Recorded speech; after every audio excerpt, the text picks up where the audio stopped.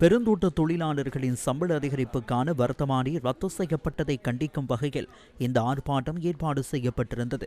தமிழ் முற்போக்கு கூட்டணியின் பிரதி தலைவர்களான பழனி திகாம்பரம், வேலுசாமி ராதாகிருஷ்ணன், பாராளுமன்ற உறுப்பினர்களான வேலுகுமார், மயில்வாகனம் உதயகுமார் உள்ளிட்ட பலரும் கலந்து கொண்டிருந்தனர்.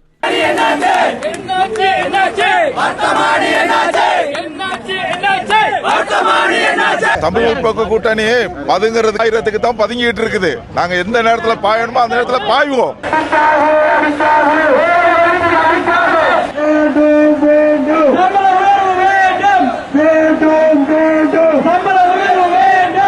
ஹட்டன் நகர மத்தியிலிருந்து ஆர்ப்பாட்ட பேரணி ஒன்றும் முன்னெடுக்கப்பட்டது. பேரணி ஹட்டன் மணிக்கூட்டு கோபுரத்தை வந்தடைந்ததும் அங்கு ஆர்ப்பாட்டம் நடத்தப்பட்டது. 1700 ரூபாய் சம்பளம் வேணுங்கிறதுக்காக இந்த போராட்டத்தை மேற்கொண்டு வச்சிருக்கோம். ஒரு 1000 ரூபாய் சம்பளத்தை வாங்கி எங்களால பிள்ளைகளை படிக்க வைக்க முடியாது. நாங்க வாங்குற சம்பளம் எங்களுக்கு பிள்ளைகளுக்கு சாப்பாடுக்கு கூட பத்தாம இருக்கு. 1700 ரூபாய் அறிவித்தல் வெறும் நாடகமாகத்தான், அரசியல் நாடகமாகத்தான் அரங்கேற்றப்பட்டிருக்கு. ஆர்ஜிஆர் பால் சோறு ஆக்குறாங்க. பால் சோறு கெட்டு போச்சு. நான் அடுத்த நாளே சொன்னேன், கம்பெனிக்காரனும் அரசாங்கமே ஏமாத்த போறீங்கன்னு சொல்லி. இதே மாதிரிதான் கல்லார் அரசாங்கத்துல எனக்கு 50 ரூபாய் தரேன்னு சொல்லி ஏமாத்தானுங்க. அதே எதிர்காலத்துல அமைய அரசாங்கத்துல நம்ம மக்களுக்கு திருதோட்ட உரிமைதான் ஆக்கி கொடுப்பது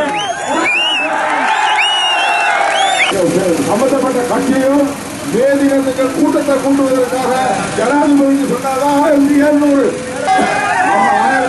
சொல்லிவிட்டு அந்த 1700 குடும்பம் ஏமாந்துட்டாங்க. நமக்கு எந்த சம்பளம் நம்ம வாங்கணும் அல்லது நம்ம சிறுதோட்ட உரிமையாளர்களாக வரணும். அதற்கு சஜித் பிரேமதாஸ் என்ற நாட்டை ஜனாதிபதியாக வரணும். எங்கள் கையிலே அதிகாரம் இருந்தது. நாங்கள் என்ன கேட்டோம்? அந்த அதிகாரத்தை பயன்படுத்தி 7 பேச்சை கேட்டோம், கழிவீட்டை கேட்டோம், புதிய கிராமம் கேட்டோம், பிரதேச சபை கேட்டோம், பிரதேச செயலகம் கேட்டோம்.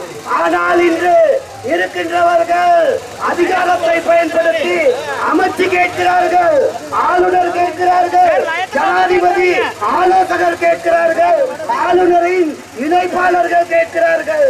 தாத்தா சுட்ட ஒடையைத்தான்